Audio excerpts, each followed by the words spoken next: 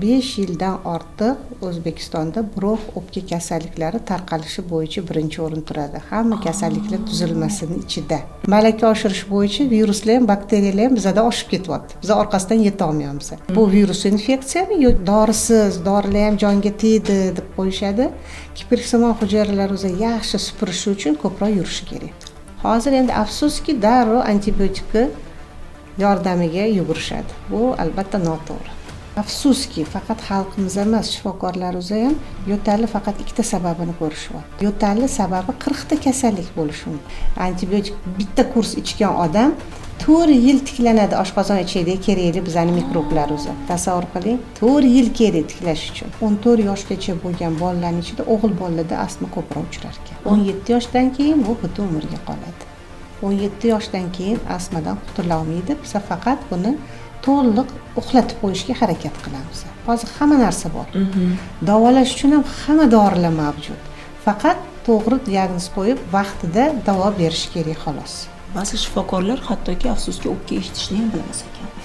O'tkir bronxit diagnozi antibiotik bilan davolanadi. Masalan, meni ham, sizni ham hozir olib borib rentgen qilishsa, ikkalamizda ham bronxit belgilari bor deb yozib berishadi. Chunki bizning havomizning sifatini ko'rib turibsiz. Masalan, yopgan non yeymiz har kuni. Yuziga sedana sepiladi. Bu kuchli immunokorrektor. Hattoki samolyotda ham ko'p e'tibor beraman-da, yoki vrach yoki feldsher bo'lish kerak deb o'ylayman. Assalomu alaykum azizlar, shifo bo'lsin podkastda yana sizning huzuringizda. Bugungi mehmonimiz mavsumga xos mehmon desam ham mubolag'a bo'lmaydi, chunki aynan mana shu bahor fasli kirib kelayotganda, bahor faslida biz aynan shu shifokorlarni eslab yodga olib qolamiz. Assalomu alaykum, hurmatli mehmonimiz. Demak, Ubaydullayeva Naima Nabixanovna, pulmonolog, shifokor. Bugungi podkastimizga xush kelibsiz. Suhbatni boshlashdan avval bir narsani so'ramoqchi edim. Avvallari biz lor shifokorlarni alohida shifokor sifatida bilardik. Ya'ni lor bu tomoq, burun, quloq, pulmonolog bu alohida faqat o'pkada bo'ladigan o'zgarishlarga qaraydigan shifokor. Lekin so'nggi paytlarda e'tibor beryapmanki, ko'rsatuvlarda, podkastlarda yoki suhbatlarda, hattoki shifokorga borsangiz ham har ikkala soha go'yoki bir-biriga juda ham chambarchas bog'liq va bir-birini to'ldiradigan sohadek ko'rinyapti. Chindan ham shundaymi? Albatta, to'g'ri gapiryapsiz bu masalada. Chunki lor shifokorlar bilan biz chambarchas bog'liqlik o'zi bizani davolaydigan organlar o'zi bir xil. Yuqori nafas yo'llari, pastki nafas yo'llari. Ikkalasi ham nafas yo'llari. Vaholanki, burunni shilluq qavatini tuzilishi bilan bronxlarning shilluq qavatini tuzilishi bir xil. O'shaning uchun biz birga yuramiz, hattoki konferensiya, kongresslar o'tkazsak ham albatta birgalashib muammolarni hal qilishga harakat qilamiz. Undan tashqari, asosiy pastki nafas yo'llariga yo'l ochib beradigan darvoza bu yuqori nafas yo'llari. Shuning uchun ham hammasi chambarchas bog'liq. Keling bo'lmasa hozir muammolar haqida gaplashamiz, chunki mana boshida ham aytdim, biz endi ruschasiga sezonniy kasalliklar deb o'rganganmiz. O'sha mavsumiy allergiyadan tortib shamollashlargacha, ORV, gripp, keyinchalik agar qaralmasa o'sha siz aytgandek pastki nafas olish yo'llariga o'tadi, o'pkaga o'tadi. Shu xastaliklar ichida eng ko'p nimalar uchrayapti? Global masala hisoblanadi. Men pulmonolog sifatida, ayniqsa bizning respublika o'zida O'zbekistonda, chunki vaholanki 45 yildan ortiq O'zbekistonda bronx o'pka kasalliklari tarqalishi bo'yicha birinchi o'rin turadi. Hamma kasalliklar tuzilmasining ichida tarqalishi bo'yicha, o'lim jihatdan emas. Endi shu sonlarni, foizlarni aytgan payt o'zida infeksionist bizani hamkasblar o'zi aytadiki, bizani kasalliklar tufayli sizlarning statistika ko'payyapti, sizlar shuning uchun shunga aksent qilasizlar deydi. To'ppa-to'g'ri, bu infeksiya hozir aytganingizdek mavsumiy infeksiya dirdik oldinlari, pandemiyadan keyin, COVID-19 pandemiyasidan keyin mavsumligi ham yo'qolib ketdi. Yil davomida bu infeksiya bilan biza duchor bo'lyapmiz. Agar e'tibor bergan bo'lsak, oldin bahor bilan kuzda eng avjiga chiqardi. Biz tayyorgarlik ko'rardik shunga. vaksinatsiya qilardik, profilaktika yo'llari to'g'risida gapirardik. Hozir bu ham bo'lmay qoldi. Mana oxirgi paytda gapiradigan bo'lsak, sentyabr, oktyabr oylarida mixed infeksiya ketdi. Bir necha xil virus birga qo'l ushlashib yuradigan bo'lib qolishdi. Chunki malaka oshirish bo'yicha viruslar ham, bakteriyalar ham bizada oshib ketyapti. Biz orqasidan yeta olmayapmiz. Keyin noyabr, dekabr oyi keldi, gripp. O'zi unutgan grippimiz yana qaytib keldi. Bemorlar o'zi yana shikoyat qildi. 38, 39, 40 ga chiqib ketyapti isitmam deb.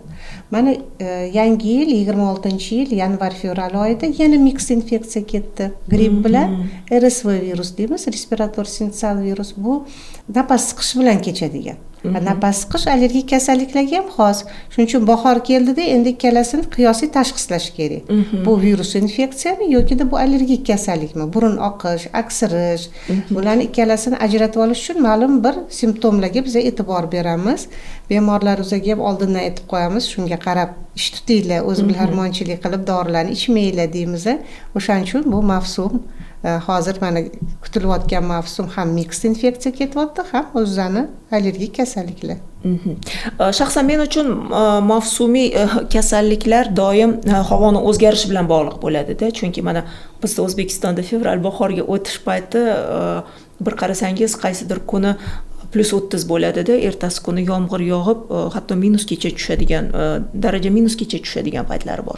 Aynan shu paytda nima kiyishni bilmaysan, ichayotganda issiq ichishing kerakmi, sovuq ichishing kerakmi? Aynan shu paytda meni tomog'im o'sha og'riq darajasida turadi-da, nima ichsam ham, nima yesam ham menga boshqacha ta'sir qiladi. Shuning uchun mavsumiy xastaliklar ichida aynan tomoqdan boshlanadigan qaysi xastaliklarimiz bor? Hozir mana go'yoki sovuq suv ichib qo'ydim, boshlandi deymiz. O'zi nima bo'lishi mumkin shu?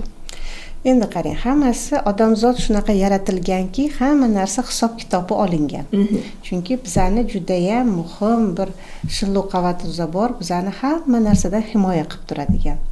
Bu yerda endi tibbiyot tilida gapirganda immun mexanizmlar bor, noimmun mexanizmlar bor. Noimmun mexanizm bu bizani kipriksimon hujayralar o'zi. Doim ichimizga tushgan narsani tashqariga supurib chiqarib turadi. Eskalatsiya deymiz. Agar o'sha kiprikchalar o'zi yaxshi ishlasa, burun bo'shlig'idan, og'iz bo'shlig'idan nafas olib ichimizga kirayotgan infeksiya pastga tushmaydi. Ikkinchisi immun mexanizm deymiz. Immun mexanizm bu immunoglobulin A deymiz. Yog'ga o'xshab shilluq qavatni yog'lab turadi. Yog'lagandan keyin haligi bakteriya, viruslar haligi supurgilar ichidan o'tib ketgan taqdirda ham yopisha olmaydi shilluq qavatga. Sirpanib tushib ketaveradi, biz ularni yutib yuboramiz. O'shaning uchun mana shu ikkita mexanizm chambarchas yaxshi ishlasa odamda kasal bo'lmaydi. Endi ko'p bizada aholi o'zi savol beradi, nima qilish o'zi kerak yaxshi ishlashi uchun? Dorisiz, dorilar ham jonga tegdi deb qo'yishadi. Kipriksimon hujayralar o'zi yaxshi supurishi uchun ko'proq yurish kerak. Yurish? Qancha ko'p odam yursa, shuncha kipriksimon hujayralar yaxshi ishlayveradi. Nimasi bilan bog'liq bu? Organizmning qimillashi, ya'ni harakati? Albatta, harakat qilgan paytda endi bu fizika qonunlarini eslaymiz, gravitatsion zakon deymiz, qonun. O'shanga yarasha kipriksimon hujayralar biz qimillagan sayin ular ham yaxshiroq qimillayveradi. Qimillab supurish tezligi oshaveradi, hamma narsani supurib chiqaradi. Shuning uchun esingizda bo'lsa, davlat o'zi tomonidan ko'p yurganlarga ham ma'lum bir miqdorda pul mukofotlar berishdi. Men aytamanki, bu bejiz emas, bu hammasi inobatga olindi, chunki odamlar o'zi kam yuradigan bo'lib qoldi. Yurish. Ikkinchisi yog'ini yaxshilab anaqasini miqdorini kamaytirmasdan o'sha kerakli miqdorda ushlab turish uchun nima qilish keraksa, bu to'g'ri ovqatlanish. Mana ikkita mexanizm. Yurish, to'g'ri ovqatlanish. Aslini olganda arzimagan narsa, arzon, ya'ni ortiqcha xatti-harakatsiz, ortiqcha mablag'siz biz faqatgina o'sha harakatimizni, jismoniy tarbiyamizni yo'lga qo'ysak va yeyotgan ovqatimizni inobatga olsak, ya'ni tarkibini, nima mumkin, nima mumkin emas va hajmini inobatga olsak, demak bu juda ham oson bir protsess aslida. Juda ham yaxshi himoyalovchi mexanizmlar ishlaydi, lekin shunga qaramasdan kimdir baribir kasal bo'ladi. Bemorlar o'zi aytadiki, ozgina uy temperaturasida suv ichsam ham tomog'im og'rib qoladi dedi. Lekin bu unaqa bo'lishi mumkin emas, chunki bu yerda ham immunitet o'zi juda mustahkam. Biz aytamizki, tug'ma immunitet. onamizdan olgan butun umrimizdan oxirigacha qanaqa immunitet bo'lsa ham onalarga minnatdor bo'lishimiz kerak, bizga beradi shu immunitetni. Agar shunaqa tomoq og'rib qoladigan bo'lsa, o'sha qaysidir zanjirdagi joyi buzilgan bo'ladi. O'shanga e'tibor qaratishimiz kerak. Aha, demak faqat tashqaridan kirgan faktorlar emas, ya'ni biz o'sha siz yuqorida o'zim ham aytdim-ku, suvni bahona qilaman-dek, muzda ichib qo'ydim, xolodilnikdan yeb qo'ydim deyman, lekin aslida demak uni tagida o'sha qanaqadir sistemadagi bo'lgan o'zgarishlar yotgan bo'ladi. Muvozanat buziladi. Suv faqat sababchi bo'ladi. Sababchi. Bor narsani yuzaga chiqarib beradigan sababchi xolos. Aha, tushunarli. Juda qiziq. Bilasizmi, ba'zi bir hollarda endi o'zimni ham kuzataman, tomoq og'rig'i deylik bir hafta davom etishi mumkin. Antibiotik ichsam ham, ichmasam ham o'sha bir hafta ichida tuzalib, o'zimga kelib, oyoqqa turishim mumkin. Lekin ba'zi insonlar aytadiki, oddiy shamollash ham nimagadir meni bronxlarimga ta'sir qiladi, pastga tushib ketadi deydi. Bu nimadan bo'ladi? Yana shu hali tepada aytganimga qaytaman. Mana siz to'g'ri shu ssenariyni keltirdingiz. Dori ichsam ham, antibiotik ichsam ham, ichmasam ham bir hafta davom etadi dedi. Har qanaqa infeksiya, jumladan viruslar, respirator viruslar deymiz. Respirator viruslar imенно o'sha nafas yo'llarini shikastlaydigan viruslar hisoblanadi. Ular juda ko'p emas. Bor yo'g'i 8 xil. Prosta shtamplari har xil. Ular organizmga kirgandan keyin har qanaqa organizmda yallig'lanish jarayoni boshlanadi. Agar internetga kirib ruschadami, o'zbekchadami yallig'lanish nima deb savol beradigan bo'lsak, hozir GPT ham anaqa avjiga chiqdi. Bu organizmning himoya reaksiyasi deb beradi. Yallig'lanish bu organizmning himoya reaksiyasi. Himoya reaksiyasi 5 xil yo'nalishda namoyon bo'lishi mumkin. Isitma chiqishi, qizarish, shish, og'riq, hammasi himoya reaksiyasi hisoblanadi. Biza tashqaridan aralashamizmi, yo'qmi, bu ssenariy o'tilishi kerak. O'sha bir hafta. Bir hafta. Masalan, rinovirus deymiz. Rinovirus burunni birinchi navbatda shikastlaydigan virus 5 kun ssenariysi. 5 kun burun oqib, burundan suv kelib, uni hech qanaqasiga biz to'xtata olmaymiz, to'xtashini tezlata olmaymiz ham. Gripp, adenovirus bir hafta. O'shaning uchun oldinlari shunaqa gap bor edi. Bir hafta davolasang ham, davolamasang ham bir hafta cho'ziladi kasallik deb. Ko'rpalarni yopib, issiq choylar ichib, terlab yotardi odamlar. Hozir endi afsuski darrov antibiotikka yordamiga yugurishadi. Bu albatta noto'g'ri. To'g'ri aytasiz, chunki men ham mana yaqinda deylik 2 hafta avval shunaqa bo'ldi-da, tomog'imni nimagadir bir tomoni juda qattiq ishib ketib, isitma bermadi, yutinsam og'ridi, butun suyaklarim qaqshab og'ridi. 2 kun chidadim. Sabr bilan xlorfellik bilan chaydim.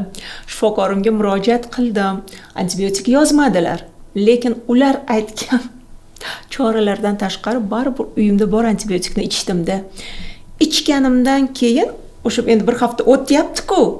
Oyoqqa turdim. Antibiotik sabab bo'ldimi, o'sha bir hafta o'tganimi, lekin har holda o'zimni o'zim davoladim. Bu noto'g'ri, bilaman. Buni targ'ib ham qilib bo'lmaydi.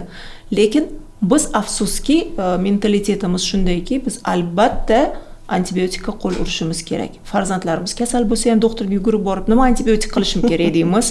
O'zimiz kattalar, ya'ni kim organizmni qiynashni yoki siz aytgandek ana shu ssenariyni yashab o'tishni istamaymiz. Bizga tez, hozir kerak, darhol kerak. Va keyingi savolim ham shu bilan bog'liq, chunki tanzilit xastaligi o'zimni ham boshimdan o'tgan. Nimagadir ba'zi insonlar tanzilitni, insonlar demaylik, shifokorlar tanzilitni keyinchalik revmatizm bilan va yurakdagi bo'lgan o'zgarishlar bilan bog'laydi. Lekin yaqinda o'qib qoldim, tanzilitni pnevmoniyaga olib keladigan xususiyati ham bor ekan. Shu haqida ham gaplashsak. Ya'ni oddiy tomoq og'rig'i nafaqat bronxlarga, balki yana ham pastroqqa o'pkaga tushib, u yerda kasallikni rivojlantirishi mumkin deb yozilgan. Bu to'g'rimi, shundaymi? Endi qisman bu to'g'ri, chunki tanzilit bu nima? Bu limfa tugullarning yallig'lanishi. Tomoqdagi, endi ilmiy tilda kalsiy pirogova deydi. O'sha yerda limfa tugullarning yallig'lanishi. Agar bemorda surunkali tanzilit bo'lsa, surunkali tanzilitning sababini topib, uni davolamasa, u o'zini funksiyasini, o'zini vazifasini to'g'ri bajara olmay qoladi. Vazifasi nimadan iborat? Bizani himoya qilish. Agar o'sha yerda infeksiya to'xtasa, tonzillit bilan to'xtaydi, pastga tushmaydi. Agar haligi limfa tugullar o'zini vazifasini bajarishdan chekinsa, bajara olmay qolsa qaysidir sabablarga ko'ra, unda albatta infeksiyaga pastga yo'l darvoza ochiladi. Bemalol pastga tushib ketadi. Unda albatta pastki yo'l infeksiyasi tufayli surunkali traxit, bronxit, hattoki pnevmoniyagacha yetishi mumkin. Endi bitta anaqa qiladigan bo'lsak, infeksiya pastga yo'l tushish uchun uni yo'lida qancha to'sqinliklar bor. Albatta bu to'sqinliklar ishini bajara olmasa pastga tushib ketaveradi infeksiya. Endi pastga tushgan infeksiya shaxsan meni nazdimda bu eng so'nggi nuqtasi o'pkaga suv yig'ilishi deymiz. Undan avval juda ham kuchli yo'tal bo'ladi. Ana shu yo'tallar ham turli xilda. Chunki masalan bronxitni yo'tali boshqacha, pnevmoniyaniki boshqacha, tomoq og'rig'ini o'zini yo'tali boshqacha.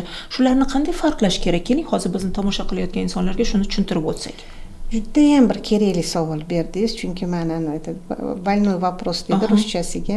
Chunki bizani afsuski faqat xalqimiz emas, shifokorlarimiz ham yo'tali faqat ikkita sababini ko'rishyapti. Birinchi sababi shamollash, antibiotik berib ko'rishadi. Agar yo'taldan qutulmasa bemor o'zi, bu allergiya ekan deb allergiyaga qarshi dorilar beradi. Vaholanki yo'tali sababi 40 ta kasallik bo'lishi mumkin. 40 ta kasallik tasavvur qiling. Shuni ichida eng ko'p kasalliklar bu postnazal zatyok deymiz, burun bo'shlig'idagi shilliq orqa devoridan pastga oqib tushishi. Bu ham bizning organizm himoya qilish natijasida pastga oqib ketmasin, infeksiya tushmasin degan maqsadda yo'tal bilan reaksiya beradi. Ikkinchisi 40 ta sababdan eng ko'p uchraydigani biz aytamizki, большая пятерка, big five deyiladi buni. Katta 5lik. Chunki bemor yo'tal bilan kelganda birlamchi zvenoda o'tirgan shifokorga 40 ta sababni aniqlash juda qiyin. Uni imkoni ham yo'q 40 ta sababni aniqlash. Lekin biz aytamiz, hech bo'lmasa 5 tasini ko'rib oling. Birinchisi hozir aytganimdek burun shillig'ini orqa devordan oqib tushishi. Ikkinchisi bizada O'zbekistonda eng keng tarqalgan xastalik hisoblanadi gastroezofageal reflux kasalligi. Chunki ovqatlar o'zi shirin yaxshi ko'ramiz, ayniqsa kechqurun yeyishi, ayniqsa erkaklar o'zi yeb bo'lgandan keyin xon taxta atrofida yotib olib, chunki bu keyinchalik o'shanga olib keladi. Shularni simptomlardan bittasi bu yo'tal. Xalq tilida nima deymiz bu kasallikni? Chunki ruschasiga izjoga deymiz. Tepaga chiqadi. Kekirish, jig'ildon qaynash. Ana, jig'ildon qaynash bo'lishi mumkin. Hattoki shularsiz ham gerb bo'lishi mumkin. Bunga to'g'risida misol keltiraman sizga. Keyingi 3-chi sabab bu qon bosimini tushirish uchun ichiladigan dorilar. Inhibitor of PF deymiz. Masalan, men yaqinda bildim shuni, onamda bildim. Shunaqa kuchli yo'tal shamolladingizmi onajon desam, yo'q, yangi dori ichayotgandim deb o'tirib qarasak, instruksiyasida yo'tal beryapti. Inhibitor PF deymiz. Endi bir tomondan foydali, lekin ikkinchi tomondan shunaqa insonlar borki, o'sha doriga reaksiya beradi. Keyingi kasallik bu surunkali bronxit. Endi o'zani bizani tez ko'p uchraydigan kasallik bo'lsa, oxirgisi bu intersal o'pka kasalliklari. Ayniqsa Coviddan keyin bular ko'paydi. Mana shu 5 ta xastalikni ilk bor biz shuni ichidan qidirishimiz kerak, yo'tal sababini.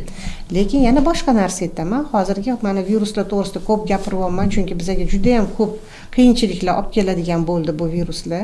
Hali aytganimdek, malakasini juda ham qattiq oshirishyoryapti. Ular shunaqa yo'tal chaqiryaptiki, bu yo'tal 3 oygacha, hattoki 6 oygacha cho'zilishi mumkin. Mana o'zida ham malakamizni oshirib kelamiz, Yevropada ham so'raymiz, nima bir dori berish kerak, agar bemor shunaqa yo'tal bilan kelsa, yo'talni davolash kerak emas deyshadi. O'zi ketadi. Organizm o'zi vaqti kelib tiklanadi, chunki haligi qurib qolgan shilluq qavat yana yog'lanib, faqat vaqt kerak bunga. Shundan keyin tiklanib o'zi yo'qoladi. Lekin afsuski bizani xalq o'zi shoshib ketadi-da. Shoshib ketadi. Shuning uchun men strategiya so'zini ko'p ishlataman. Bemori strategiyasi bor, shifokori strategiyasi bor, virusni strategiyasi bor. Bemori strategiyasi tezroq tuzalish. Iloji bo'lsa shu bitta dori bersangizda bir kunda hamma narsadan xalos bo'lsa. Unaqasi bo'lmaydi. Ikkinchi shifokorlarimizning strategiyasi bu avvalambor to'g'ri diagnoz, tashxis qo'yib olish kerak. Agar to'g'ri tashxis qo'yilsa, davosi ham tayyor. Viruslarning strategiyasi uzoq muddat organizmda joylashib olish. Uzoq muddat parazitdek shu yerda hamma narsani yeb ichib, chunki sanatoriy yerda hamma mahsulotlar bor, oqsillar, uglevodlar, yog'lar ko'payishga imkoniyat bor. O'shaning uchun ular uzoq muddat saqlanib, o'sha o'zini zararli ishlarini amalga oshiravish. Mana shu strategiyalarni inobatga olish o'zi kerak deb o'ylayman. Demak, har qanday holda ham agar biz shifokorga murojaat qilsak, shifokorning strategiyasiga ishonganimiz ma'qul. Lekin yuqorida ham aytdingizda, baribir hozir shifokorlar kimdir yoshlik qilib, kimdir yangi chiqqan kasalliklarni bilmagan tarzda noto'g'ri tashxislar ham qo'yilyapti va shundan keyin albatta noto'g'ri davo choralari ham ko'riladi. Afsuski va yillab yo'talgan odamlarni bilaman. Chunki o'sha oddiy bronxitni ham yarim yil, 8 oy, 1 yil davosini izlab topib davo topgan insonlarni ham taniyman. Demak, hammasi ham siz aytgandek bizni qo'limizda emasda baribir. Biz to'g'ri shifokorga borsak, bu bizni yutug'imiz. Agar shu to'g'ri borgan shifokorimiz malakali bo'lib, bizdagi bo'lgan o'zgarishlarni tubida nima yotganini sezsa, bilsa, shunga qarab davolash chorasini bersa, bu ham shifokorni, ham bemorni yutug'i. Chunki biz shifokorga kelganimizda davo istab kelamiz va birinchi bo'lib savol-javobdan keyin albatta qandaydir tekshiruvlarga yo'naltirishadi. Mana sizni huzuringizga kelgan inson birinchi qanday tekshiruvlardan o'tadi? Tomog'ini ko'rishingiz mumkin, o'pkasini eshitib ko'rishingiz mumkin. Keyin nima qilasiz? Endi bir qiziq narsani aytaman. Mana bir xilda bemorlar telefon qilishadi, telefon orqali aytadiki, mana shunaqa shikoyatim deb hammasini batafsil inshoga o'xshab yozishadi. Oxirida aytadiki, menga davo yozib bering, men viloyatdan edim. Menga kartochkangizni nomerini tashlab yuborsam, pulingizni o'tkazib beraman, konsultatsiya pulingizni deb aytishadi. Men aytamanki, mashinangiz bormi deyman. Ha, bor deydi. Mashinani telefon orqali tuzatsa bo'ladimi? O'tasi taqinlab qolsa deyman. Yo'q, ustaga olib borish kerak. Bu odam organizmi-ku. Buni albatta bundoq ko'zma-ko'z ko'rib, birinchi bor oldingi bizani olimlarimiz aytgandagi, Ibn Sino aytgandagi birinchi ko'zgu bu odamning yuziga qarab, nafas olishiga quloq solib, yo'talini quloq bilan eshitib, o'pkalarini eshitib, tomoqlarni ko'rgandan keyin bir xulosaga keladi odam qaysi tekshiruvni berish.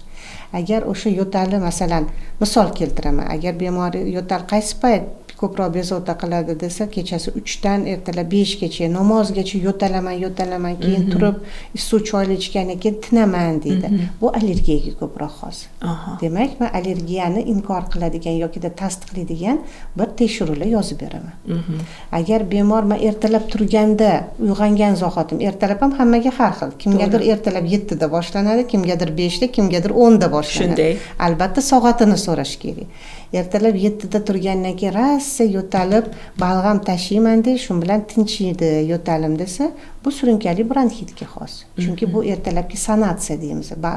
Haligi kipriksimon hujayralar ham kechasi uxlaydi, ertalab uyg'onganidan keyin supurishni boshlaydi. Shuning uchun ertalab keyin balg'am chiqadi-da, bemor ancha yengil tortadi. Agar ovqat yeb bo'lgandan keyin desa, oshqozon ichak kasalligiga ko'proq biz e'tibor beramiz. Chunki ovqat yeb bo'lgandan keyin haligi yo'tal. Bizga bitta bemor keldi. Hayotdan bir misol, rus ayol, tasavvur qiling, bo'yi 180, 47 kilogramm.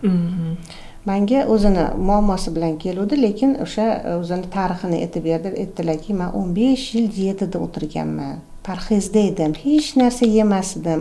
Guruchni yuvib, quritib, haligi ezib, shundan kasha qilardim. Grechkani ham xuddi shunaqa qilardim deb, yeganim shu edi. Hattoki olma yesam ham yo'tal tutardi dedi. Bunga allergik yo'tal sanda deb parhezga o'tkazishgan allergologlar. Shu bilan bir ish bilan Rossiyaga, Moskva shahriga borgan, o'zini ishi yuzasidan shu yerda ham bir ko'rinay doktorlarga juda charchadim, parhezda o'tiraverib dedi. O'tda qarashsa, bunda umuman allergiya yo'q. Bu haligi aytganimizdagi gerb kasalligi, gastroezofageal reflux kasalligi bo'lgan. O'shanga davo bergan, parhezdan ham qutulgan, yo'taldan ham qutulgan. O'shaning uchun bir yo'nalishda fikrlash bu noto'g'ri deb bilaman. Hamma tomonini inobatga olish kerak. Bemor gapirganda ortiqcha gapirib yubordi yoki ortiqcha shikoyatini aytib beryapti menga deyish ham noto'g'ri. Chunki o'sha shikoyatlarning ichidan biz o'ziga kerak narsani terib olib, g'alvirdan o'tkazib bir fikr paydo bo'ladi. Mana shu kasallikka ko'proq o'xshayapti. Shuni o'zimni gumonimni tasdiqlash uchun keyin men tekshiruv yozib beraman. Demak, bittada ko'rib aytib bo'lmaydi. Yo'q, albatta. Masalan, 40 ta kasallik bittada inkor qilib ham bo'lmaydi. Bu birinchidan bemorga og'irlik qiladi. Buni shuncha tekshiruvdan o'tish, ikkinchidan bu bekorchilik deb o'ylayman. Faqat gumon qilgan kasalligingizni keyin inkor qilish kerak. Zamon zayli bilan biz hozir pulimiz kamroq sarf bo'lishini istaymizda. Shuning uchun shifokor misol uchun 10 ta tekshiruv yozib bersa, shundan 5 tasini o'tsak bo'ladimi? Shu 5 tasini bilasizmi deb savol beramizda. Ko'pincha o'zim ham shunday qilaman. Men bundan o'tsam ko'rinmaydimi? Yo, keling mana bunisini qilaylik yoki nima qilaman rentgen qilib, chunki u yerda menga zarar tegishi mumkin deb javob berishi mumkin. Ayni paytda eng kerakli bo'lgan tekshiruvlar haqida gapirsak, masalan, qon topshirish kerakmi? Albatta, eng kerakli tekshiruv bu umumiy qon analizi. Shundan boshlash kerak. Chunki antibiotik ichish kerakmi, yo'qmi degan savolga o'shadan paydo bo'ladi. Chunki bir xil keladi, 3 talab kurs antibiotik ichib kelishadi. Qon topshirdingizmi desa yo'q deyshadi. Buni hech kim anaqa yo'q qilmagan. Umumiy qon analizi albatta bo'lishi kerak. S reaktiv oqsil albatta bo'lishi kerak. Bu ikkita analiz yallig'lanish jarayoni bormi organizmda yo'qmi degan savolga javob topamiz. Antibiotikka muhtojmi yo'qmi? Hech bo'lmaganda shuni chiqaramiz. Chunki antibiotik bitta kurs ichgan odam 4 yil tiklanadi oshqozon ichida kerakli bizning mikroblar o'zi. Tasavvur qiling, 4 yil kerak tiklash uchun. Bizda hozir yaxshiyamki haligi retseptga o'tkazildi. Bu juda ham men uchun xursandchilik deb bilaman. Xafa bo'lib ketardiki, shu ko'p aholiza shuni olib iste'mol qilgandan xafa bo'lib ketardim. Ularning orqasidan qancha boshqa kasalliklar kelib chiqishini tasavvur ham qila olmaydi aholiza. Agar haddan tashqari ko'p antibiotik iste'mol qilib, o'sha kerakli bizning mikroblar o'zi, chunki u hamma mikroblarni o'ldiradi. Ular saralamaydi. Bunisini o'ldirish kerak, bunisini o'ldirmaslik kerak deb. O'sha kerakli mikroblar o'zi o'lsa, mikrobiota deydi tili o'zida. Mikrobioma degan so'zni ishlatilyapti. Unda qandli diabet, semizlik, oshqozon ichak yazva kasalliklari vujudga keladi. Bir xil keladi, bizda avlod o'zi yo'q, qandli diabet. Qayerdan men qandli diabet bo'lib qoldim deydi. Chunki kerakli mikroblar ketdi. U tiklash uchun vaqt berilmayapti. Qayta haligi kurslar ketyapti. Ikkinchi qilinadigan ish haligi siz bergan savolga javob, umumiy qon analizidan tashqari, S reaktiv oqsildan tashqari bu albatta rentgenografiya. Albatta buni o'tqizmasa bo'lmaydi. Chunki sababchisi yuqori nafas yo'limi, pastki nafas yo'llarimi yoki umuman boshqa organlar sababchimi, balkim asabdan ham yo'taladi odam. To'g'ri. Biz aytamizki, psixogenni kashl deymiz. Chunki asabga bog'liq yo'tal deymiz. Ayniqsa bolachalarda ko'p uchraydi. Unda umuman boshqa mutaxassis yordami kerak bo'ladi. O'shaning uchun hech bo'lmaganda shu 3 ta narsani avvalambor qilish kerak. 3 ta eng kerakli narsa. Agar ular yaxshi chiqsa, unda keyin allergiyani inkor qilish uchun o'zining analizlari bor. Boshqa kasalliklar, masalan, gerb kasalligi uchun gastrofibroskopiya deymiz. Oshqozon ichagini ko'rish kerak. Xullas kalom, qadamma-qadam qidirishga o'tiladi keyin sabab topish uchun yo'taldi. Demak, tekshiruvlardan keyin to'g'ri tashxis qo'yasiz va tashxisga qarab davo choralari boshlanadi. Kimdadir davo choralari yengil o'tadi, ya'ni o'sha bitta dori vositasi bilan tomoqni chayish bilan, burnni chayish bilan o'tib ketishi mumkin. Kimgadir alohida o'sha kapelnitsa osma ukollar olish kerak, ukollar olish kerak. Bu borada Debara degan preparat to'g'risida gapirmoqchiman. Debara preparati ajoyib preparat hisoblanadi. Bu nimaga? Chunki ichida 2 xil dori vositasi kiritilgan. Birinchi dori vositasi bu dekvalinin xlorid hisoblanadi. Bu antiseptik preparat. Ayniqsa ko'pincha bemorlarda savol beradi, tomog'im og'riydi, darrov pastga bronxit bo'lib qolmasligim uchun yoki undan ham pastga infeksiya o'tib ketmasligi uchun nima qilishim kerak shunaqa paytda? Darrov lor shifokorga boraymi yoki qanaqadir ingalyatsiyalar qilaymi degan savollar yuzaga keladi.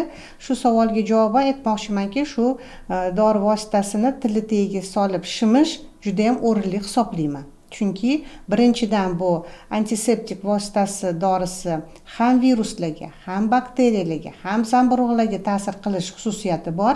Ikkinchisi ibuprofen gidroxlorid hisoblanadi. Bu og'riqni qoldiradi.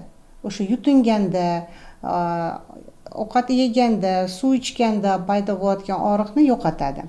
Eng qiziqarlisi shundaki, bu preparat ham tabletka ko'rinishida, ham sprey ko'rinishida bor. Sprey ko'rinishi transformer deyiladi. Tomoq og'riganda o'sha limfa tugullariga qarata bu anaqa bilan sepish mumkin, yokida buni olib tashlab, ayniqsa milk shamollagan, milk qoniydigan bemorlarimiz bor, aholimiz bor. Har tish tozalaganimdan keyin milkim qonab ketadi deydi, yokida stomatit ko'p bo'laman deydi. Ana o'sha holatlarda buni sepib ishlatsa bo'ladi. Undan tashqari yana shunaqa holatlar borki, masalan bemori bronxoskopiya tekshiruviga yuborishingiz kerak. Unda yo'talib o'qchish refleksi juda ham kuchli. Hattoki stomatologga borganda ham o'qchib yuboraman. O'shaning uchun stomatologga borganga juda ham bir xijolat bo'laman o'sha paytda deydi. Shunaqa paytlarda ham sepish o'rinli hisoblayman. Yokida tishini oldirdi. Tish oldirgandan keyin og'riq juda ham kuchli bezovta qilyapti. Men endi o'zim amaliyotimda ko'pincha aql tishini oldirganlar 3 kunlab yotadi. Og'riq qoldiruvchi preparatlarni olib. O'shanda ham buni sepsa, og'riqni qoldirib, ortiqcha tizimli xususiyatga ega bo'lgan preparatlarni iste'mol qilmaslikni oldini oladi deb bilaman. Infeksiya tarqalishini ham to'xtatadi. O'shaning uchun profilaktika uchun stomatologlar ham bir xilda o'shanaqa katta tishlarni olgandan keyin antibiotik berishadi 2-3 kunga infeksiya tarqalmasin deb. Men o'ylaymanki, shu holatlarda ham Debara preparatini ishlatsa juda joyida bo'ladi. Suhbatimizni davom ettirar ekanmiz. Tepada biz mana hozir davo choralari dedik, Debara haqida gaplashdik. Shamollash, o'sha yuqori nafas yo'llaridagi shamollashga ishlatiladigan preparatlar boshqa, pastdagi kasalliklarga, ya'ni o'sha bronx, o'pkaga o'tadigan kasalliklarning davo choralari bir-biridan farq qiladi, shundaymi? Endi hali boshida aytdimki, shilluq qavatib juda ham o'xshaydi. Yuqori nafas yo'llarini, pastki nafas yo'llarini. Masalan, bir xil dorilar ham yuqori nafas yo'liga, ham pastki nafas yo'liga bir xilda ishlatiladi. Shunaqa dorilar ham bor. Bitta dori berasiz-ku, lekin ikkita organni ta'siriga erishasiz. Bir xil dori vositalari alohida. Yuqori nafas yo'liniki alohida, pastki nafas yo'liniki alohida. O'shaning uchun bu yerda shifokor o'zi hal qiladi. Agar ikkalasiga ham bitta dori bilan ish bitirish maqsadga qo'ygan bo'lsa, shunaqa dorilarni tanlaydi, lekin bir xillari alohida ta'sir qiladi. Demak, har qanday shifokorning o'zini yo'nalishi albatta bor. Kasalliklar ichida biz bir necha yillar avval to'qnashgan Coviddan keyingi jarayon, ya'ni o'pkadagi bo'lgan og'ir jarayonlar bor. Yengilroq jarayonlar bor. Masalan, men bronxitni yengilroq deb hisoblayman, chunki davolash mumkin, osonroq pnevmoniyaga nisbatan va astma. Chunki shaxsan meni atrofimda, xudoga shukr, astmaga yo'liqqan insonlar yo'q, lekin ko'p ko'ramiz, eshitamiz va aynan shu kasallikka olib keluvchi sabablar ham turli xil. Kimdadir stress, kimdadir bronxit asorati deyishadi, kimdadir allergik reaksiyadan kelib chiqqan astma deyishadi. O'zi nima, qanday xastalik bu?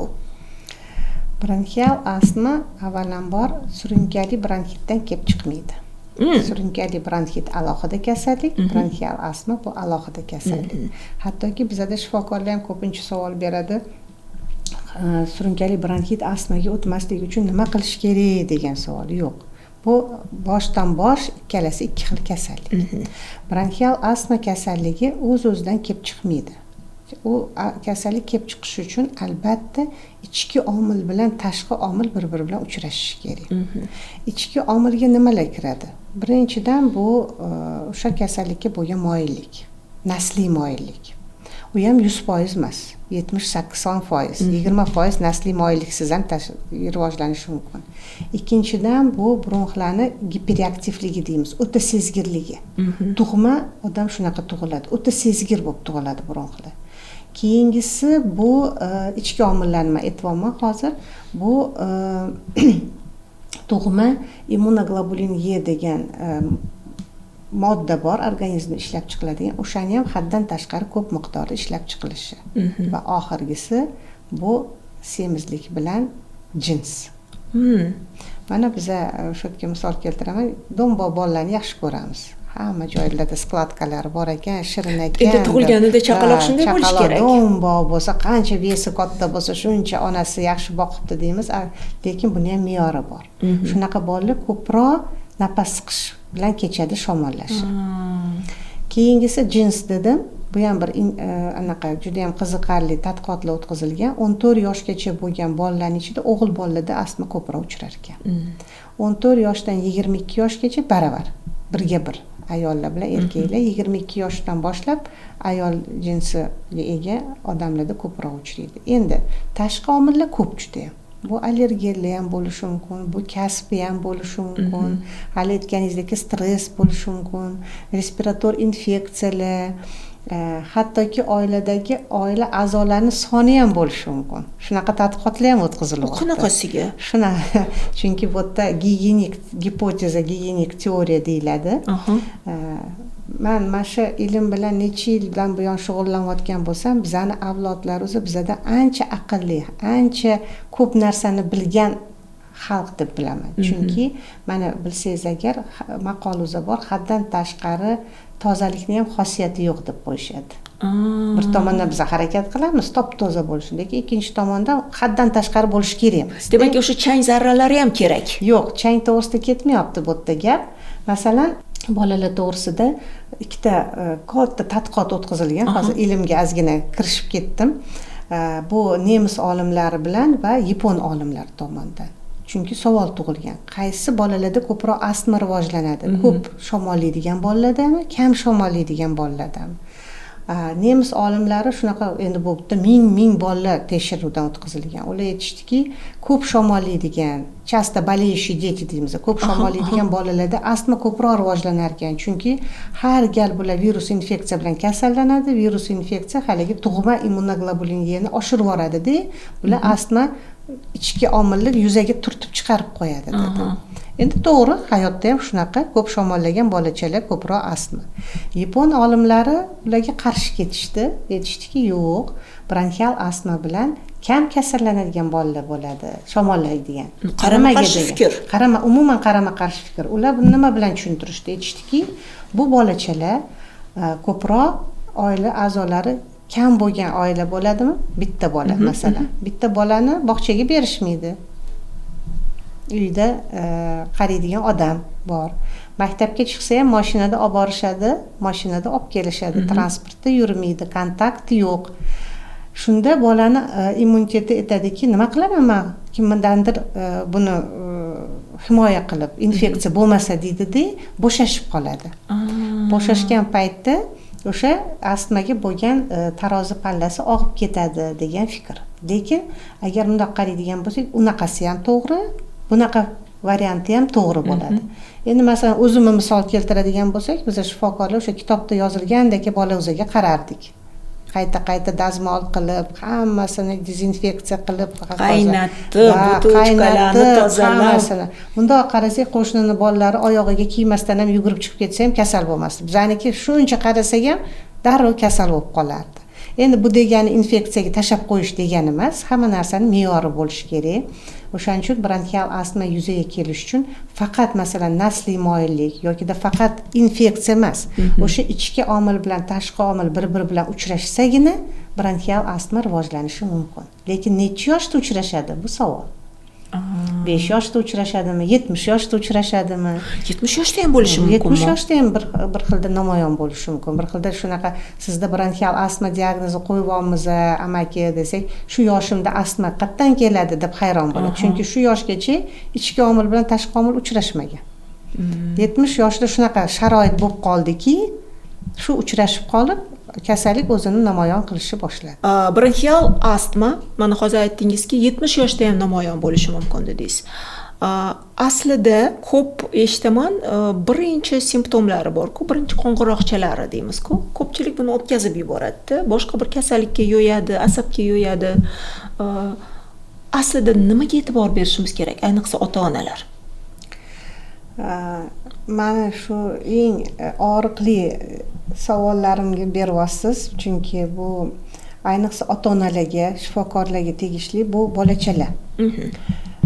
Agar yosh bola, 5 yoshgacha bola oladigan bo'lsak, 1 yilda 3 martadan ko'p g'ijillab qolyapti bolam, har shamollaganda mana shu hushtak chalyapti, men eshityapman o'zim desa, bu krasный flajok, qizil bayroqcha deyiladi. Bunga juda ham qattiq e'tibor berish kerak. Bu faqat yallig'lanishga qarshi dorilar bilan har gal antibiotik yoki boshqa dorilar berish kerak. Buni tagida sababini qidirish kerak. Chunki 30% bolalarda bu bronxial astmani daragi hisoblanadi. Agar bu bolada hech bo'lmasa otasida allergiya bo'lsa, ota-onasida, bolani o'zida masalan ovqatga allergiyasi bor. Bizani diatez deymiz, chakasi qizarib ketdi, shirinlik yedi, allergiya shirinlikka bor desa, yokida bu bola o'sha chang hidlarga aksirib qoladigan bo'lsa, qonida umumiy qon analizida eozinofillar miqdori ko'tarilsa, har shamollaganda o'sha hozir aytgandek hushtak chalish bilan kechsa, albatta bronxial astmani inkor qilish kerak. Chunki agar shu yoshda bolachalarga vaqtida diagnoz qo'yib, vaqtida kerakli davo berilsa, bu astmadan qutulish imkoni juda ham katta. Bizagacha yetib kelmaydi u bola, tuzalib ketadi. Yo'q bo'lib ketadi bronxial astma. Nimagadir astma tuzalmas kasallik, bir umr shu inson bilan birga bo'ladi deb o'ylardim. Bolachalarda xolos bo'lish ehtimoli 80% gacha. Lekin afsuski bu bola davolanib bizaga yetib keladi. Keyin 17 yoshdan keyin bu butun umrga qoladi. 17 yoshdan keyin astmadan qutula olmaydi. Biz faqat buni to'liq uxlatib qo'yishga harakat qilamiz. Xalaqit bermaydigan darajada, lekin kasallik o'zi yo'q bo'lib ketmaydi. Agar bemor har shamollaganida o'sha hali yuqorida aytgandek kechasi yo'tal kuchayadi, ko'proq kechasi yo'talaman kunduzgiga nisbatan, ayniqsa 3 da boshlanadi, 2 da boshlanadi, ertalabki 5 gacha yo'talaman desa, bu bronxial astmani yo'tal formasini inkor qilish kerak. Chunki bizning xalq o'zi astma har doim nafas siqish deb biladi. Lekin yo'tal varianti ham bor. Nafas siqmaydi, yo'tal bilan kechadi. Unga ham e'tibor berish kerak bo'ladi. Kerakli o'sha tekshiruvlar shifokor tomonidan buyuriladi. Bu hozir bizning O'zbekistonda hamma imkoniyatlar mavjud. Oldin bir paytlar aytardik, bizning bunaqa qilishga imkoniyat o'zi yo'q, bu analiz yo'q. Hozir hamma narsa bor. Davolash uchun ham hamma dorilar mavjud. Faqat to'g'ri diagnoz qo'yib, vaqtida davo berish kerak xolos. Undan tashqari, agar katta yoshdagilar oddiy shamollashdan keyin yo'tali 10 kundan ko'p cho'zilsa, astmada ishlatiladigan dorilar menga foyda beradi. Masalan, iofilin tabletkalar ichaman o'zimcha olib, yokida salbutamol dorisini sepsam yengil tortaman. Nimadir yoqmay, hid yoqmay qolsa, chang yoqmay qolsa, yo'tal tutadi. Ko'krak qapasimda og'irlik sezaman. Xushtaklar eshitaman. O'sha astmaga ishlatiladigan dorilardan foyda topaman desa, bu ham astma tomonga plus hisoblanadi. Astmani inkor qilish o'zi kerak. O'shaning uchun shu narsalarga agar biz e'tibor beradigan bo'lsak, unda diagnoz ham, tashxis ham vaqtida qo'yiladi, vaqtida dori vositalari beriladi va o'sha kasallikdan bolacha bo'lsa xolos bo'ladi, kattalar bo'lsa biz to'liq xalaqit bermaydigan darajaga yetkazib qo'yamiz bu bronxial astmani. Tashakkur, chunki o'zim ham bilmagan narsalarni hozir bilib olyapman. Belgilar haqida gapirganda, keling bo'lmasam hozir bronxitni belgilarini ham gapirib ketaylik, chunki biz yuqorida aytdikki, ba'zi bir hattoki shifokorlar ham adashtiradida, oddiy o'sha ORVni qanaqadir simptomlari bilan bronxitni. Ba'zi shifokorlar hattoki afsuski o'pka eshitishni ham bilmas ekan. Shunaqasi ham bor. Endi bu bizning kamchilik o'zi hisoblanadi. Menimcha vaqt keladi, bunga ham chek qo'yamiz. Endi bronxit bilan qiyosiy tashxislaydigan bo'lsak, bizda o'tkir bronxit bor, surunkali bronxit bor va surunkali o'pka obstruktiv kasalligi bor. O'tkir bronxit qachon diagnoz qo'yamiz? Bemor shamolladi, tumov bo'ldi, yo'taldi. Bu yo'tal hali bronxit degani emas.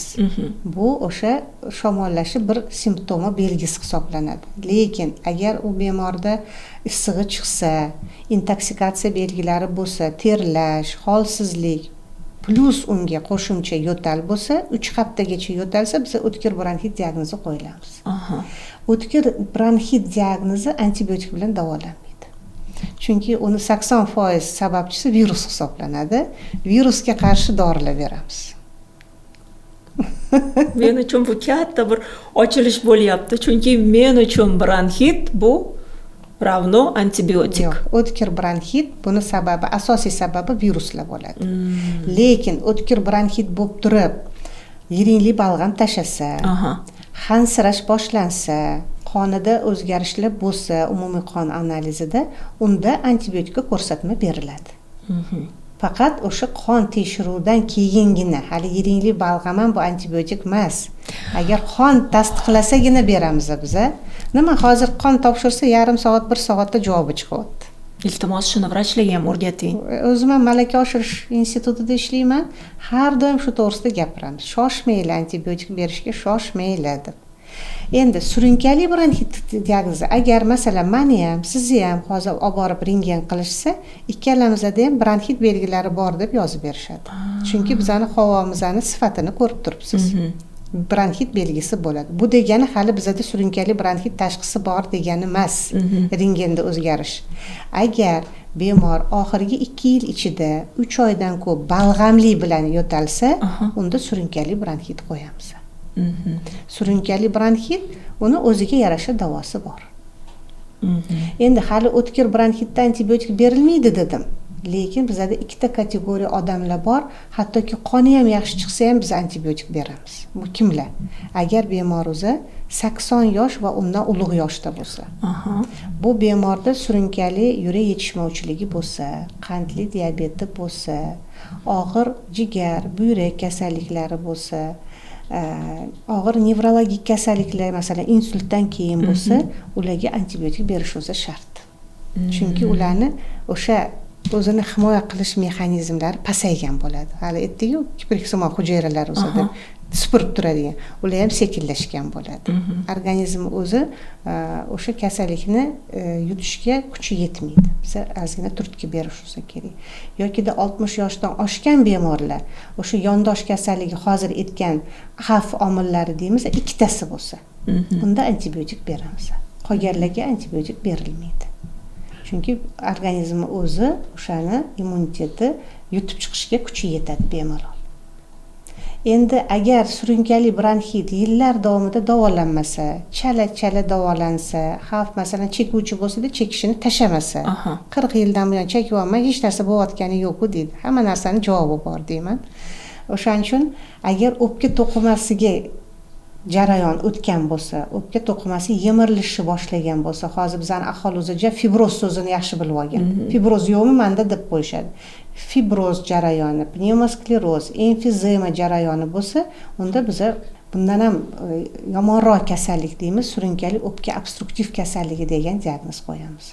Bu diagnoz qo'ygandan keyin bemor umrbod ingalyatsion terapiyada yurish kerak, sepadigan dorida yurish kerak. O'shaning uchun bitta kasallik ikkinchi kasallikka o'tmasligi kerak. Vaqtida tashxis qo'yilib, vaqtida davolansa, shuni o'z joyida qotiramiz biz. Yokida menda immunitetda muammo bor desa, immunitetga yarasha o'sha dorilar beramiz. Bu ham hammaga emas. Chunki hali avlodlar o'zi to'g'risida gapirdi. Masalan, yopgan non yeymiz har kuni. Yuziga sedana sepiladi. Bu kuchli immunokorrektor. Biz xohlasak, xohlamasak ichimizga immunokorrektor kiryapti. Biz e'tibor ham bermas ekanmiz. Nimaga sepiladi? Faqat ta'm jihatdan emas, o'sha immunitetni ko'tarish maqsadida. Yokida osh damlaymiz. Uning ichiga ham qancha ziravorlar solamiz. Bular ham hammasi immunokorrektor hisoblanadi. Ham hazm qilishi yaxshilaydi, ham immunitetni ko'taradi. Endi bir xil kasallar keladi, menga vitaminlar bering, immunitetni ko'taradigan dori bering deb kelishadi. Meni bolalarim Amerikada o'qiyapti yoki yashayapti, nima kerak bo'lsa yuboradi deydi. Men aytamanki, biz O'zbekistonda yashaymiz. Bu jannatning bir parchasi. Yil 12 oy hamma narsa bozor o'zida bor. Yil 12 oy. Qanaqa yana immunitet ko'tarish kerak? Biz oddiy narsalarga e'tibor bermaymizda, hamma narsani qiyinlashtirib, dori vositalari orqali, batlar, vitaminlar orqali davo izlaydigan bir zamonda yashayapmiz. Afsuski, keling hozir pnevmoniya haqida ozgina gaplashamiz-da, keyin tashqi faktorlarga o'tamiz. Pnevmoniya o'zi nima? Chunki ba'zi hollarda eshitaman, hali vrachga bormasdan, hali tekshiruvlardan o'tmasdan isitmam 40 bo'lyapti, pnevmoniya bo'lgandayman, chunki nafas ola olmayapman, og'riyapti, yo'talyapti deb odamlar o'ziga o'zi tashxis qo'yadi. Endi pnevmoniya o'zbekchasiga zotiljam deyiladi. Bu infeksiyani nafas yo'llarini eng chuquriga, alveolargacha yetib bordi degani. Bunga yetib borish uchun ham yana haligi aytganimdek juda ham ko'p to'siqlardan o'tish kerak bu infeksiya. Mayli to'siqlardan o'tdi ham deylik, o'pka to'qimasiga yetib bordi ham deylik. Buni tasdiqlash uchun albatta rentgen tekshiruvi kerak. Qolgan tekshiruvlardan tashqari, haligi shifokor tomonidan amalga oshiriladigan tekshiruvlardan tashqari bu rentgen tasdiqlaydi. Rentgendan keyin umumiy qon analizi qilinadi. Bakterial pnevmoniyami bu, virus zotiljammi ajratib olish o'zi kerak. Shunga qarab davo beriladi. Lekin bemor keladi, bir xilda maqtanib kelishadi. Men har yili shu paytda zotiljam bo'laman, pnevmoniya bo'laman. Doktor bilasizmi, srazu o'pkamga o'tib ketadi deb qo'yishadi. Bir tomondan bu e'tibor qozonmoqchi o'ziga, men shu e'tiborliroq qarashim uchun. Ikkinchi tomondan bu o'zini organizmi qanchalik susayib ketganidan shikoyat qilishadi. Agar bemor har yili zotiljam bo'lsa, buni tegini qidirish kerak. Odamzod har yili zotiljam bo'lishi mumkin emas. Umr davomida yo bir marta yo ikki marta bo'lishi mumkin, hattoki bo'lmasligi ham mumkin zotiljam. Agar har yili bo'lyaptimi, bu kasallikni ssenariysini tagida boshqa kasallik bekinib yotibdi. Bu tuberkuloz bo'lishi mumkin, onkologiya bo'lishi mumkin, boshqa kasalliklar, o'pka kasalliklari bo'lishi mumkin. O'shaning uchun oldingi rentgenlari bilan hozirgisini taqqoslaymiz, kerakli tekshiruvlarni o'tkazamiz-da, sababini qidiramiz. Endi zotiljam qo'yildi deylik. Zotiljam qo'yilgandan keyin biz bemorlarni 4 ta kategoriyaga bo'lib olamiz. Biz deganim shifokorlar. Birinchi, ikkinchi kategoriya bemorlar uyda ham davolansa bo'ladi. Statsionarga yotqizilishi shart emas. Agar bemor 60 yoshdan yosh bo'lsa, zotiljami yengil kechayotgan bo'lsa, yondosh kasalligi bo'lmasa, oxirgi 3 oy antibiotik olmagan, hech qaysi sabab tufayli, sistit tufayli ham, tanzilit tufayli ham, umuman qaysidir sababga ko'ra biz oddiy antibiotik beramiz, masalan, amoksitsilin beramiz tabletkada, shu bilan ish bitadi. Ikkinchi kategoriya bemorlar o'zi 60 yoshdan katta yoshi, yondosh kasalligi bor. Lekin bu yondosh kasalligi zotiljami ketishiga xalaqit bermaydi. Masalan, qon bosim kasalligi, gipertoniya kasalligi. O'zini dorisini ichib yuribdi bemor. Lekin oxirgi 3 oy antibiotik olib qo'ygan. Unda ham biz tabletkada beramiz, unda boshqa antibiotik beramiz. Hozir endi antibiotiklar nomini aytsam reklama bo'lmasin deb men yana bemorlar o'zi olib ichmasin deymiz. O'zi biladi. O'zi biladi, shuning uchun men aytmayman, lekin urg'u qiladigan joyim tabletkada ichishga beramiz. Lekin tasavvur qiling, siz keldingizda men oldimga men aytibman, Nigoraxon, sizda zotiljam chiqib qoldi.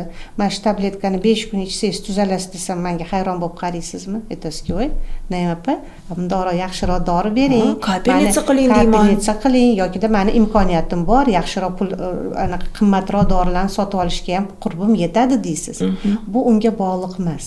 Hozirgi chiqarilayotgan o'sha antibiotiklar kuch sifati, aktivligi jihatidan inyeksiya bilan bab-baravar. Albatta inyeksiya qilish shart emas. Mana Xudoga shukr, hozir bizning aholi o'zi chet elga chiqib kelish imkoniyati bor hamma. Bir marta bo'lsa ham chiqib kelishyapti qat'iyadir. O'shanaqa savol berishganda men aytamanki, mana chet elga chiqib kelyapsizlar, kimgadir inyeksiya qilayotganini ko'rdinglarmi deyman. Yoki-da kapelnitsa qilayotgan, qo'shnilar bir-biriniga chiqib, medistra kelib qilib ketayotgan. Ular hatto aptekada retseptsiz hech narsa sotmaydi hozir. Ular faqat tabletkada berishadi. Faqat tabletkada. Inyeksiyani statsionar qilinadi. Biz haligi aytgandek 3-kategoriya bemorlar o'zi xavf omili bor bemorlar.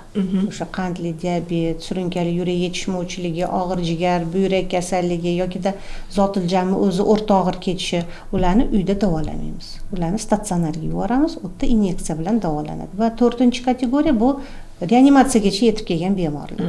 Og'ir ahvoldagilar, endi ular og'ir ahvoldagilar reanimatsiya sharoitida davolanishi shart. O'shaning uchun nimaga men buni aytibman?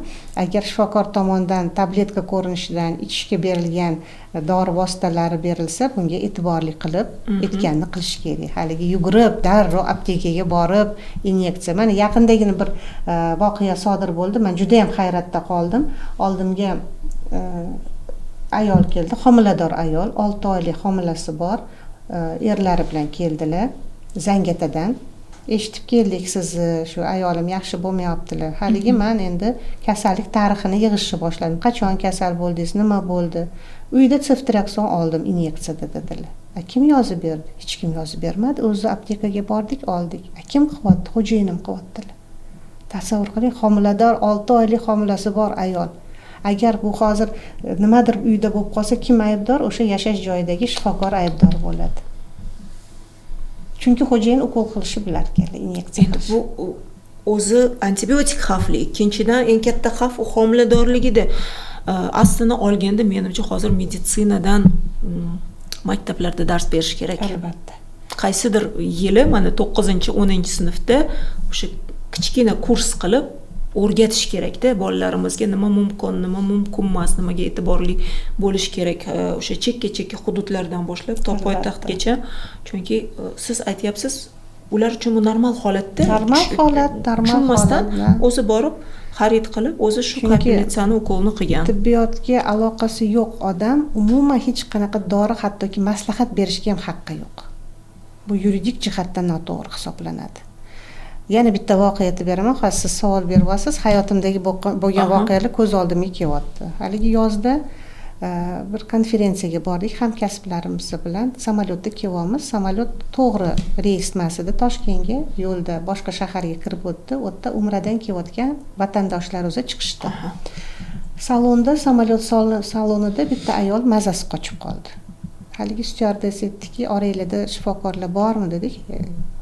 Hammamiz tikka turdik. 5-6 ta odam. Diplominglar qani dedilar. Men aytdim, diplom uyda. Unda sizlarni yo'latishga haqqim yo'q. Men aytdim, qanaqa endi o'zi bilan olib yurmaymiz-ku diplomni desak, men javob beraman. Sizlar noto'g'ri tibbiy yordam ko'rsatsanglar kim javob beradi dedi. Men sizlarni qayerdan topaman, qayerdan men dokumentinglar borligiga ishonaman dedilar. Bizani yo'latmadilar. Bir tomondan to'g'ri. Albatta. Bir tomondan to'g'ri, albatta, chunki men ham shifokorman deyish mumkin, lekin ikkinchi tomondan bu samolyot-ku. Xavf katta. Shu bilan yalindik, hech bo'lmasa shirin choy beringlar dedik.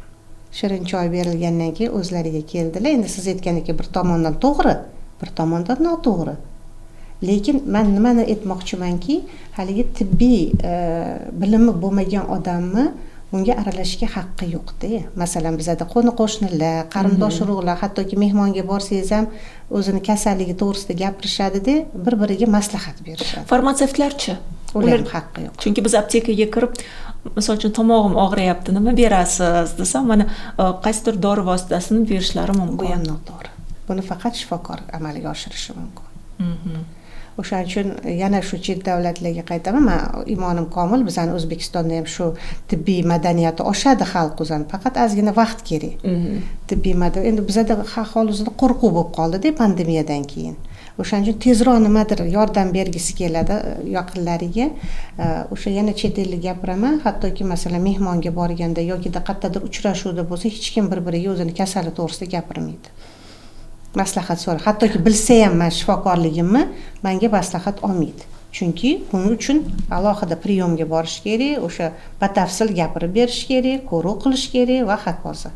Yo'l-yo'lakay konsultatsiya olish bu noto'g'ri. Siz hozir meni uyaltirdingiz, chunki biz o'rganib qolganmiz, qayergadir borsak, albatta shifokor bo'lsa, oramizda biz so'rashni boshlaymiz. Menda mana bunday muammo, nima qilsam bo'ladi deb. Hatto men intervyuga taklif qilgan vrachlardan ham shunday savollar hattoki men taklif qilgan vrachlarga ham shunday shaxsiy savollar berib turaman. Tibbiy madaniyat deyapsiz, bu juda ham to'g'ri aytyapman-ku, demak biz maktablarda hech bo'lmasa yarim yil o'rgatishimiz kerak deb o'ylayman. Hattoki samolyotda ham ko'p e'tibor beraman-da, yoki vrach yoki feldsher bo'lish kerak deb o'ylayman.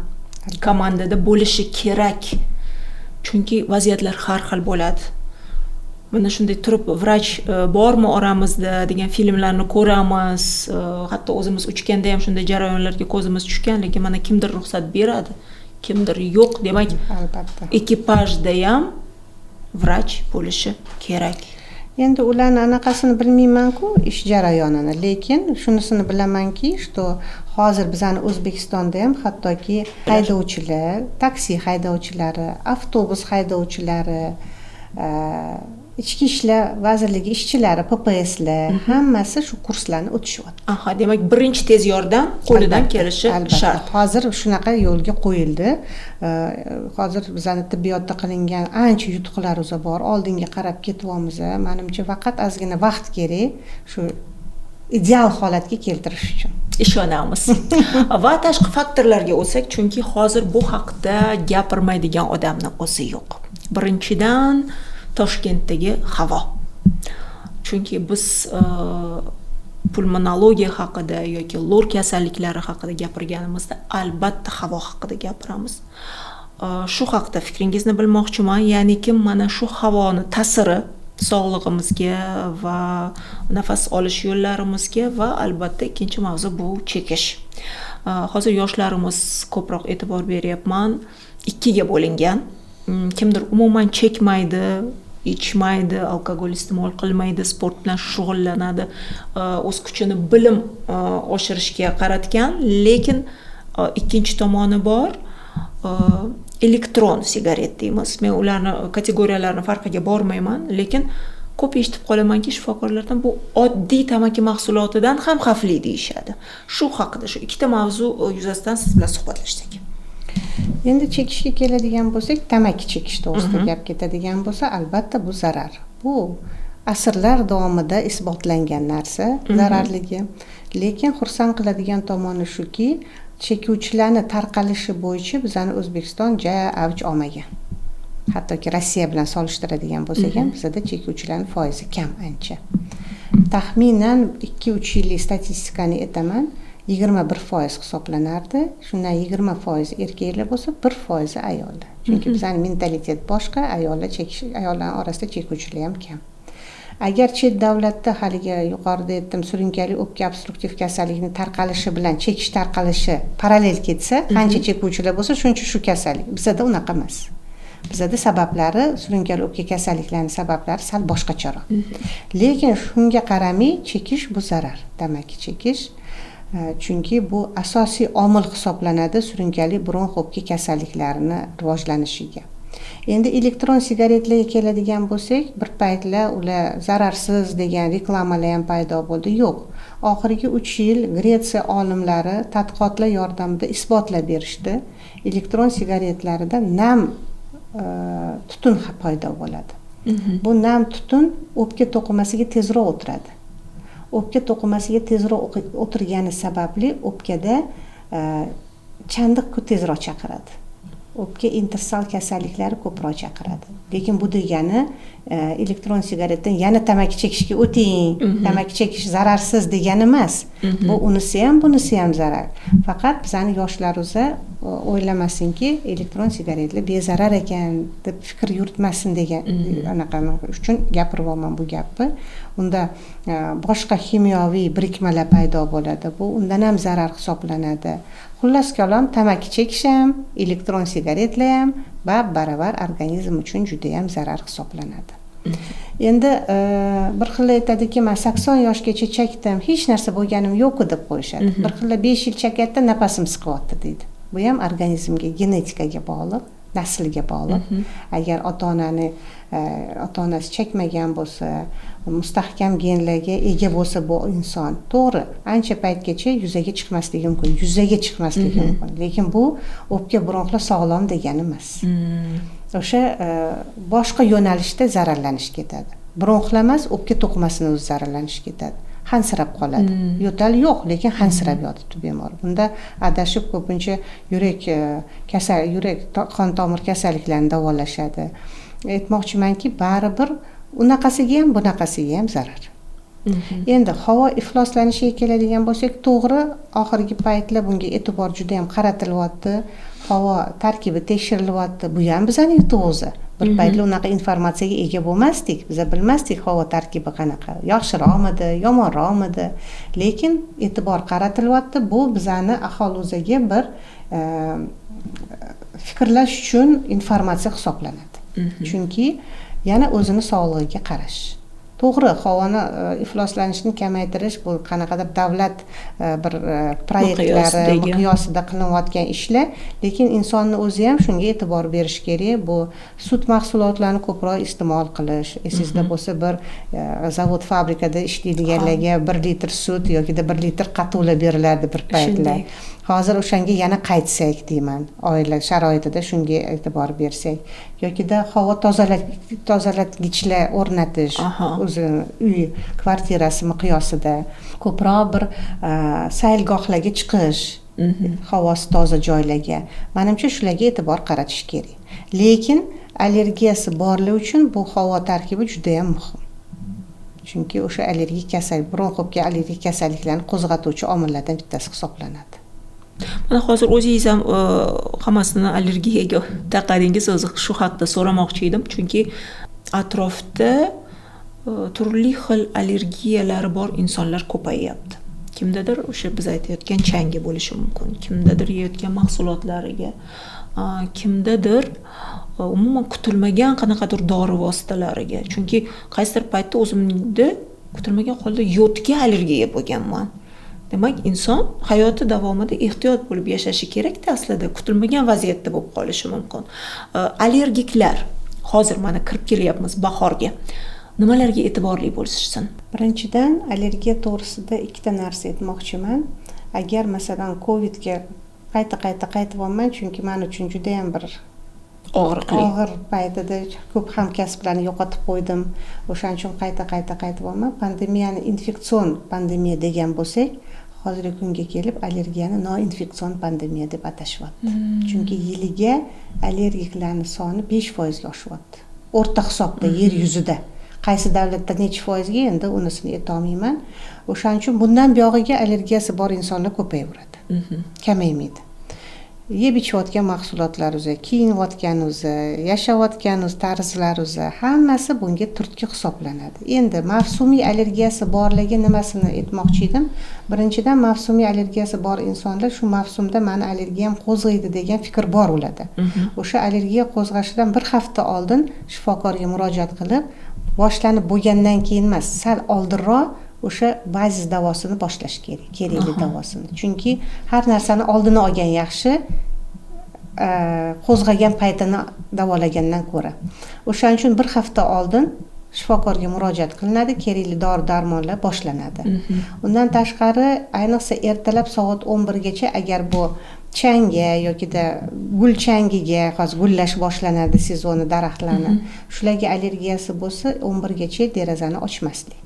Chunki ertalabki paytlarda eng anaqa yelimsir shamol payti bo'ladi, ko'proq uchadi bu allergenlar. O'shaning uchun 11 gacha ochmay turgan ma'qul bo'ladi. Bu uydagi o'sha namli latta bilan hamma changlarni artib, har kuni uborka tozalash anaqalari va albatta bu allergiyasiga qanaqa allergiyasi boriga nisbatan o'sha davolash. Yana bir narsa aytmoqchiman. Bizani yana yutug'imiz O'zbekistonning respublikamizning davlat o'zining yutug'i bizada hozir markazlar ochilgan. Bu yerda bu allergiya markazlari har xili. Davlatniki ham, xususiysi ham bor.